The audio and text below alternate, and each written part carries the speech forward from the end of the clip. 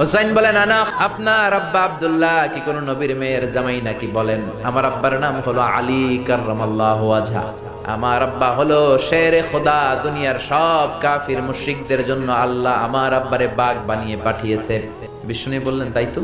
আবার হুসাইন প্রশ্ন করলেন, নানা বলেন তো আপনার আম্মার নাম কি? বিষ্ণু বললেন, আমার মায়ের নাম আমিনা।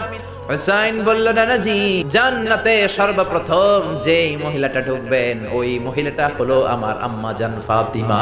বিশ্বনবী কোনো কথা বলেন না। হুসাইন আবার প্রশ্ন করলেন, নানা বলেন তো আপনার নানার নাম কি? বিশ্বনবী বললেন, আমার নানার নাম হলো ওয়াহাব ইবনে আব্দে মানাফ। হুসাইন বলে, নানা আপনার নানা ওয়াহাব রে কে চিনে? আর আমার নানারে চিনে না এমন কোন মানুষ পৃথিবীতে নাই। এই হলো আমার নানা। এবার বলেন কে দামি?